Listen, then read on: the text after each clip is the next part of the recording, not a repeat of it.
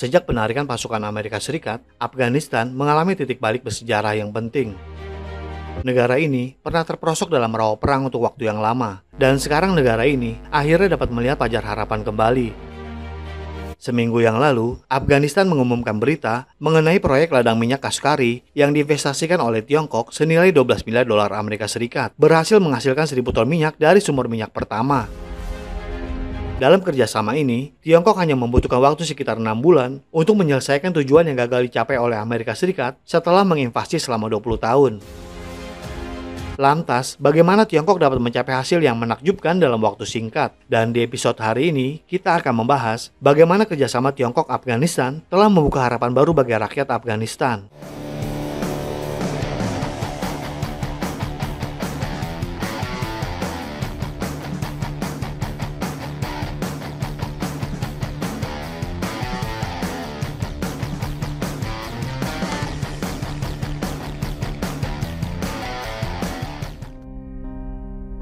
Terletak di Asia Tengah dan Selatan, Afghanistan merupakan negara dengan potensi sumber daya yang sangat besar.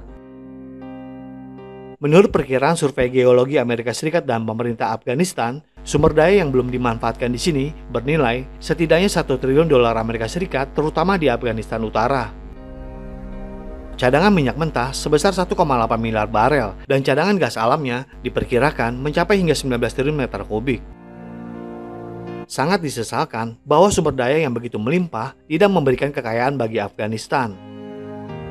Amerika Serikat menuduh Taliban mendukung dan menyembunyikan teroris dan dianggap sebagai ancaman langsung bagi Amerika Serikat, hanya untuk mempertahankan status internasionalnya. Amerika Serikat bahkan menjarah energi dan sumber daya mineral Afghanistan. Amerika Serikat memutuskan untuk melancarkan serangkaian perang di Afghanistan, menyerang Al-Qaeda dan menggulingkan rejim Taliban. Namun perang yang berkepanjangan mengakibatkan korban jiwa dan finansial yang sangat besar. Selain itu, Afghanistan juga menghadapi korupsi, kekacauan politik dan situasi keamanan yang tidak stabil. Dan hingga saat ini, dampak akibat perang masih diperdebatkan. Menurut data Amerika Serikat, dari tahun 2001 hingga tahun 2021, sekitar 2.300 tentara Amerika Serikat kehilangan nyawa mereka, dan lebih dari 20.000 yang terluka. Ditambah 450 prajurit Inggris yang tewas dan ratusan dari negara koalisi lainnya. Namun, warga Afghanistan sendirilah yang menanggung paling banyak korban jiwa, dengan lebih dari 60.000 anggota aparat keamanan tewas dan 120.000 lebih warga sipil kehilangan nyawanya. Pada saat yang sama, Afghanistan juga terjerumus ke dalam perang saudara yang rumit. Ini mengakibatkan sejumlah besar infrastruktur dan sumber daya alam menjadi hancur, dan juga menyebabkan perekonomian Afghanistan jatuh ke dalam kemiskinan ekstrim. Sejak tahun 2018, Amerika Serikat telah melakukan pembicaraan damai dengan Taliban untuk mengakhiri perang panjang tersebut. Namun baru pada tanggal 31 Agustus tahun 2021, Amerika Serikat menyelesaikan menarikan pasukannya dari Afghanistan dan mengakhiri operasi militernya selama 20 tahun di Afghanistan. Akan tetapi, ketika Amerika Serikat menarik diri dari Afghanistan, Amerika Serikat secara terang-terangan membekukan aset Afghanistan senilai 7 miliar dolar Amerika Serikat yang menyebabkan jutaan warga Afghanistan jatuh ke dalam kemiskinan dan kelaparan. Harapan warga Afghanistan yang telah lama ingin membangun kembali rumah mereka perlahan-lahan hancur. Demi mengubah status quo, Afghanistan mulai mencari kerjasama dengan Tiongkok, dan kedua belah pihak juga mencapai serangkaian perjanjian kerjasama penting. Pada Januari tahun 2023, perusahaan Tiongkok menandatangani perjanjian eksplorasi minyak selama 25 tahun dengan Taliban. Salah satu yang paling penting adalah proyek penambangan ladang minyak Kashkari, dengan total investasi proyek melebihi 12 miliar dolar Amerika Serikat, dan pemerintah Taliban di Afghanistan akan memegang 20% saham dalam proyek tersebut. Untuk memfasilitasi pekerjaan perusahaan-perusahaan Tiongkok, Afghanistan juga secara khusus menetapkan area seluas 4.500 km persegi untuk dikembangkan oleh perusahaan-perusahaan Tiongkok. Ladang minyak Kashkari memiliki potensi pengembangan yang melimpah, dan cadangan minyaknya diperkirakan akan mencapai lebih dari 50 juta barel. Setelah fasilitas ekstraksi minyak secara resmi selesai, diharapkan produksi hariannya akan melebihi 20.000 ton. Menurut perjanjian kerjasama antara kedua belah pihak, Tiongkok akan menginvestasikan 150 juta dolar Amerika Serikat di ladang minyak Kashkari setiap tahun dalam 3 tahun pertama, dan kemudian meningkat menjadi 540 juta dolar Amerika Serikat.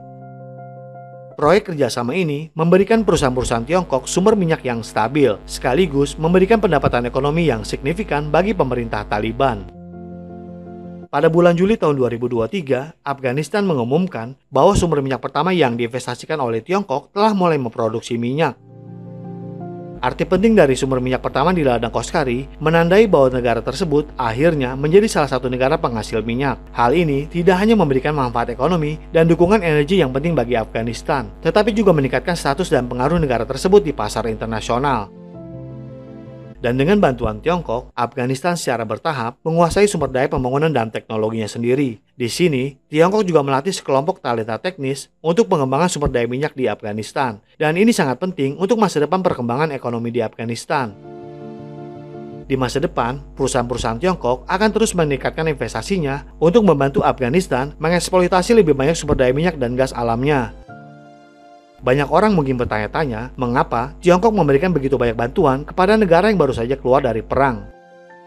Afghanistan termasuk dalam koridor jalur perdagangan kuno yang menghubungkan Afghanistan dan Tiongkok. Dan secara historis, koridor ini telah memainkan peran penting dalam memberikan Tiongkok keuntungan, sekaligus menjadi pintu gerbang penting ke Asia Selatan, Asia Tengah, dan Eropa.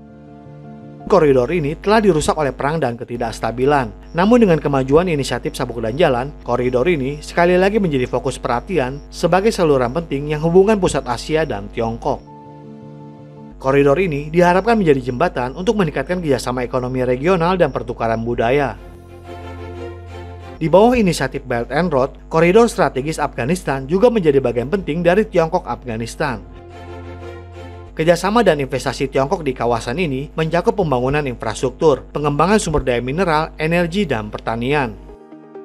Investasi dan kerjasama ini akan membantu meningkatkan pembangunan ekonomi dan stabilitas kawasan, mendorong lapangan kerja, dan meningkatkan standar hidup masyarakat lokal. Para ahli strategi di Tiongkok juga sedang menjajaki jalur pasokan energi Western Overland yang lebih langsung, termasuk membuka jaringan pipa energi dengan Iran dan negara-negara Asia Tengah.